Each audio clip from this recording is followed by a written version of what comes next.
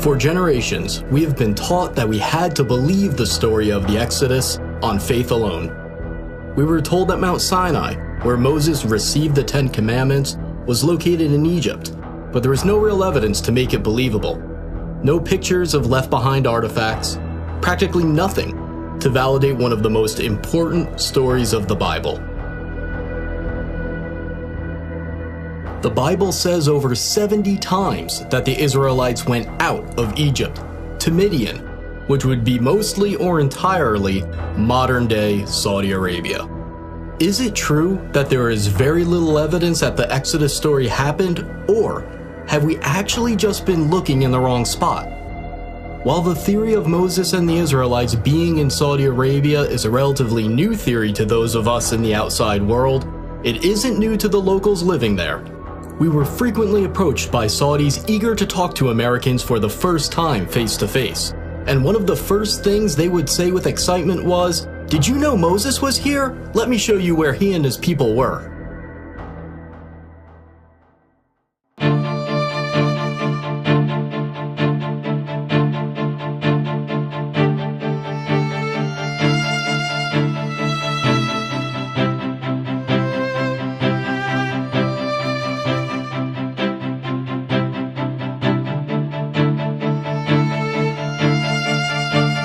The tradition that the mountain in Egypt's Sinai Peninsula is Mount Sinai only dates back to the 4th century AD.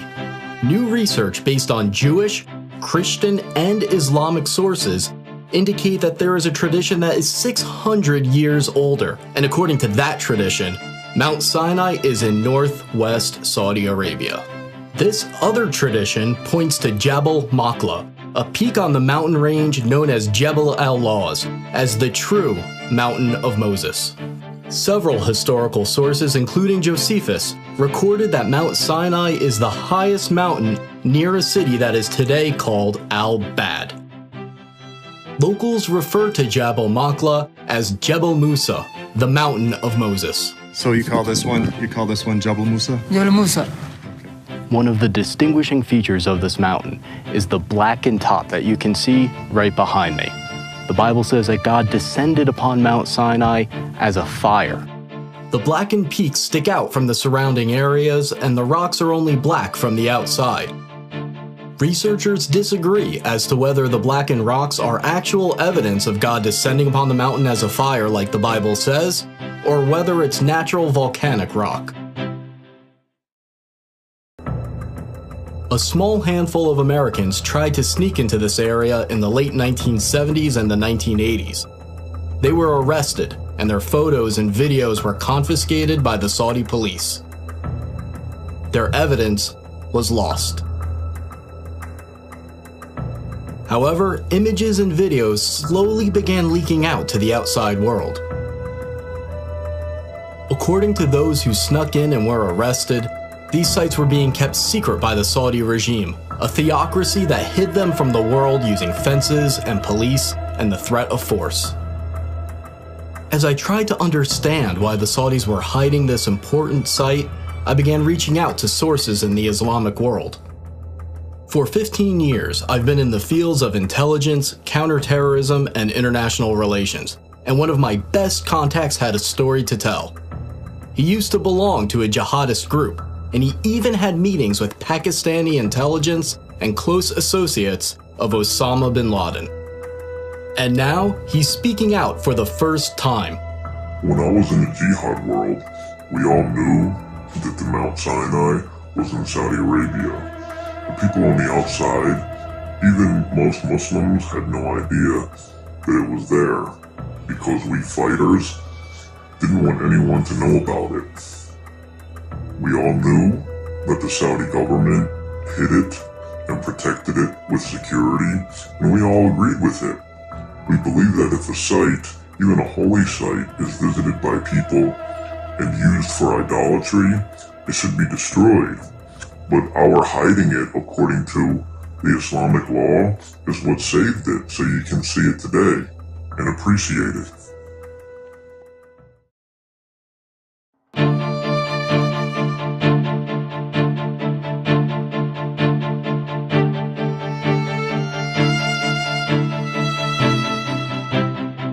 Moses flees Egypt after killing an Egyptian who he saw abusing one of the Hebrew slaves. He then escapes to Midian as a fugitive. In Midian, Moses sits by a well and he meets the daughters of Jethro who are getting water for his flock. Moses then marries one of his daughters. We are in the ancient land of Midian right now, near the town that locals describe as originally being the land of Jethro. When we visited this area, multiple Saudis approached us to tell us this is where Jethro and Moses resided. They excitedly pointed to an ancient well that is fenced off and marked as an archaeological site. The Saudis have long believed that this is the well where Moses met the daughters of Jethro, and Muslims from around the world come to see it.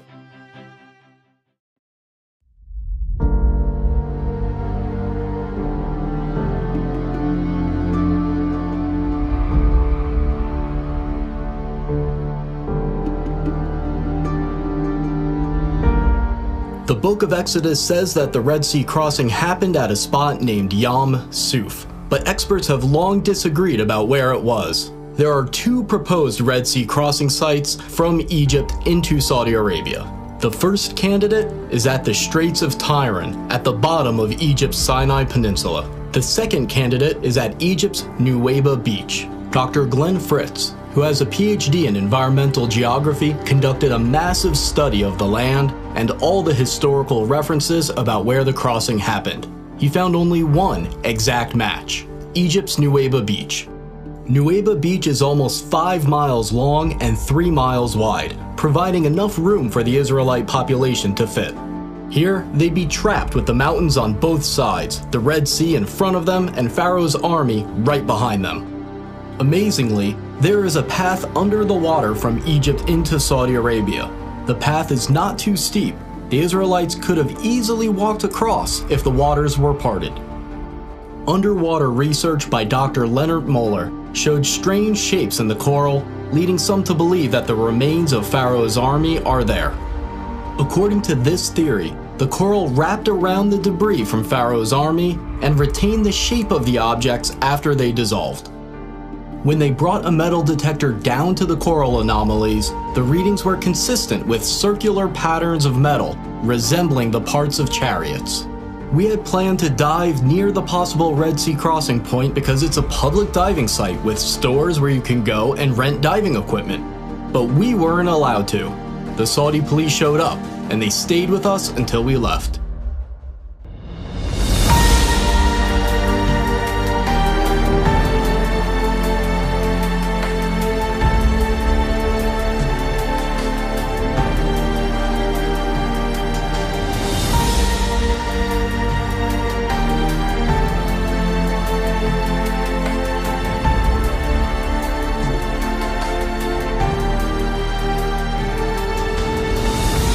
After the Red Sea crossing, Moses and the Israelites stop at a place near Mount Sinai named Elim. Desperate for water, they find a unique location with 12 wells and 70 palms. Along the path to the possible real Mount Sinai, there is a match for Elim with many palm trees and, to this day, 12 wells. Saudi locals pointed us to this location and specifically referred to it as Elim.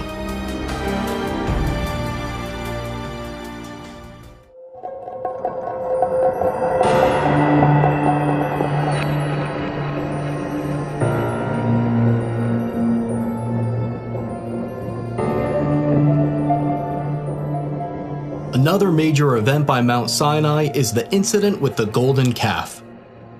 While Moses is up on Mount Sinai, some of his followers begin worshiping a golden calf. They place it up on a stand and begin worshiping around it, and they set up an altar in front of it.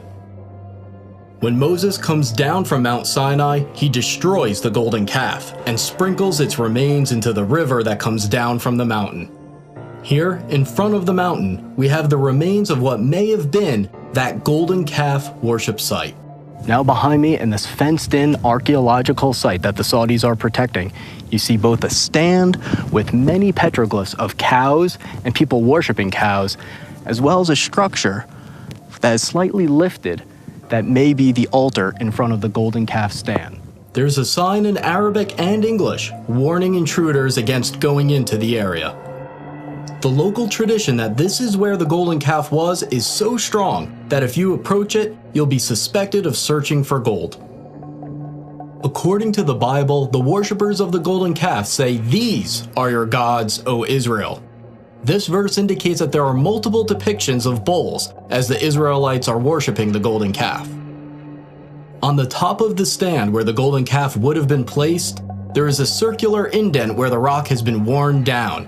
It's speculated that this is where Moses grounded the golden calf into powder. After Moses destroys the golden calf, 3,000 of the golden calf worshippers are killed, so there must be a spot where thousands of people were buried. About 4 miles from this site, there's a massive ancient graveyard. It appears to be a mass burial site where the graves were dug all at once. It's located just outside the plain where the Israelites would have camped, so it's exactly where it should be if this is where that story took place. Here too, the Saudis have a sign identifying it as an archaeological site, and it's patrolled by police.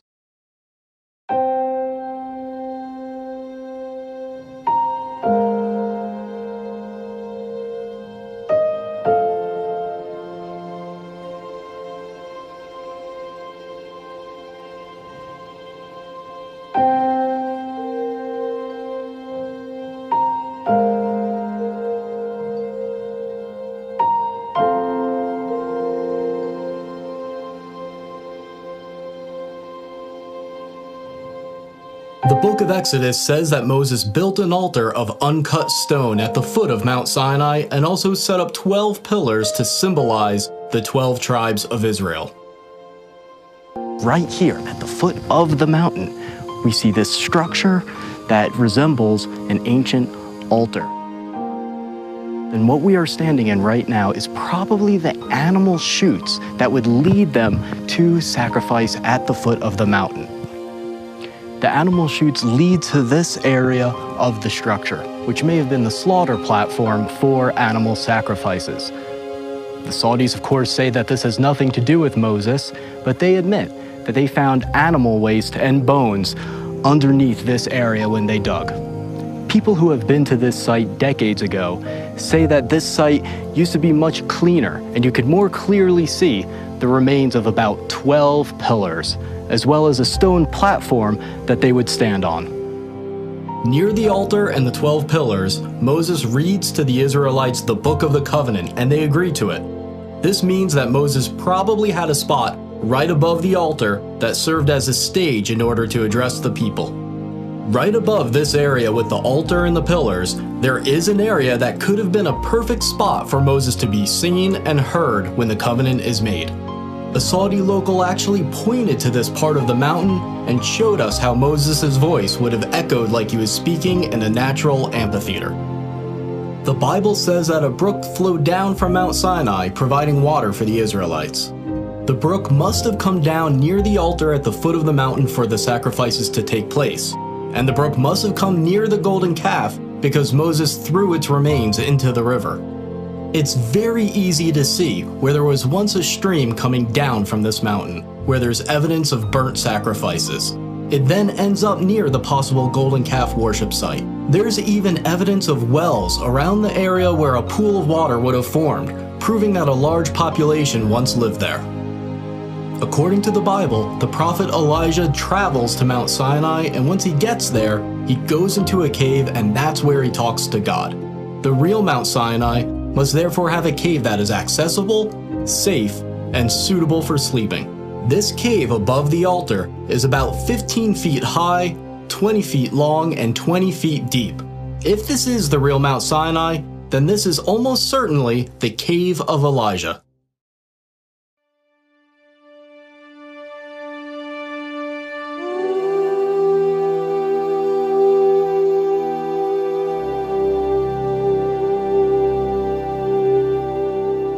On the way to Mount Sinai, the Israelites camp where there's no water. Moses goes up to a distinct rock and strikes it with his rod, and miraculously, water pours forth for his followers. The historian Josephus said that the split rock could still be seen in his time, and it was so big that it could not have been moved. Is it possible that this split rock still remains today, testifying to the accuracy of this story? The answer is yes, and it is stunning.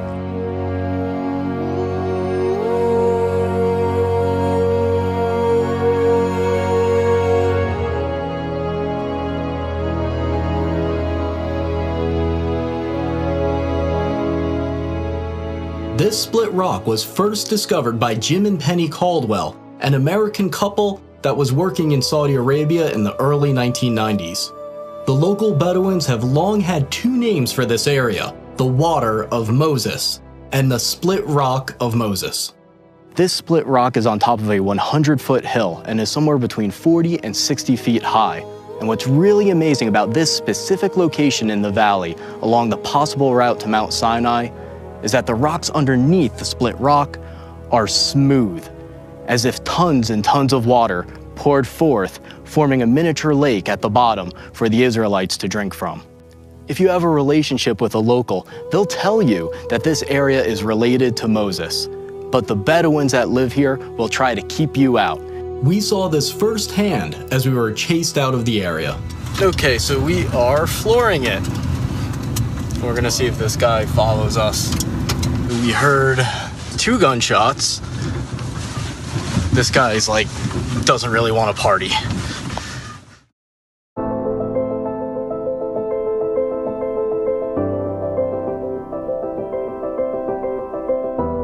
The Bible says the area near the split rock where the Israelites fought the Amalekites is named Rephidim, which means place of rest. Hebrew inscriptions we found there have been interpreted to say place of rest, the definition of Rephidim. Closer to the mountain, inscriptions have been found that Dr. Miles Jones, a scholar of ancient Hebrew, believes are talking about the battle with the Amalekites. He says one of the inscriptions refers to the death of an Amalekite. Nearby, there are 2 inscriptions that Dr. Jones believes are marking where a Hebrew mother and daughter died. The Bible says that God told the Israelites that they possess the land wherever the soles of their feet touch. Near the split rock and near the mountain, there are many inscriptions with an image of a foot and a sandal. Next to the image, there is Proto-Hebrew writing that means the sole of the foot. We also found inscriptions that were translated and found to refer to Yahweh, the Hebrew name for God. There's another area near the mountain named Wadi Musa, or the Valley of Moses. Here, a depiction of a menorah was found, and it might be the oldest depiction of a menorah known today. Now, a new eyewitness has come forward to reveal that the Saudis have been hiding the evidence of the Exodus since at least World War II. This man was an American pilot who met the King of Saudi Arabia. Bob Cornuke was one of the first people to reach Jabal Maqla in the 1980s, and he recently interviewed that pilot and made the footage available for this video. It's an honor to meet you. Well, thank you. Our lives have intersected possibly in something very historic, and we're talking about where the real Mount Sinai is located. And I had no idea that someone as far back as World War II would have seen the mountain and had been told that the mountain was the holy mountain of Moses. Did any of the Muslims tell you that that was a holy mountain? Oh yes. I guess everybody in the military knew it was holy. Yeah. Well, they forbidden me to fly around it, and it was off limits that I'd be killed either by God or by maybe some of them, I don't know. And when I took off, I was half scared to death. You bet I flew around it. But it was different than the rest of the mountains because it was black on top? Oh, it was a blackish green. It was dark enough to be somewhat frightening. You don't know what I really believe. I think it's Mount Sinai. I think God let me fly around it. That's what I think. I think He let you and me both live. Why haven't we heard about this other candidate for Mount Sinai? Why has almost the entire focus been on the traditional site despite its lack of compelling evidence. Think about how many things line up with the biblical story right here at this mountain. There's a beach and path where the Red Sea crossing could have happened, matching the biblical account. You can see how the Israelites could have camped near Elim with its 12 wells and 70 palms. Along the way to Jabal Makla, there's a split rock and area suitable for camping. There's a mountain referred to as the Mountain of Moses, with a large plain in front of it where millions of Israelites could have camped. You can see an altar of uncut stone at the foot of the mountain, where there's evidence of burnt sacrifices, right where it should be. There's evidence of bull worship, and you can see exactly how Moses would have seen the golden calf worship going on as he came down from the mountain. There's a brook that comes down from the mountain just like the Exodus story says. You can see right where the cave of Elijah might have been. All of these little details have to fit, and they fit. After I came back from the trip, people asked how I felt standing there where so few people have been able to, and the predictable feelings were easy to describe. The adrenaline, amazement, awe, but there was an emotion that was more difficult to describe. I didn't deserve to be there. I'm not someone who's given away his wealth to the poor, I'm not a scientist or a pastor, and there are still days where I feel like I have no faith at all. But then as I looked at the mountains, I remembered something. The Bible has a clear pattern where God doesn't use the best or the most expected. Even Moses was so insecure that he didn't want the job. Rather than using the most qualified, the pattern is that God uses the unexpected, the insecure, the flawed, the depressed, the doubter, the underdog.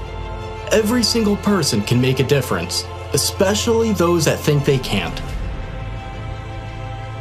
As you watch this, the Saudis are constructing a super city that is planned to be 33 times the size of New York. If all of us don't take action, Saudi construction in the area may destroy key evidence and prevent excavation for the foreseeable future.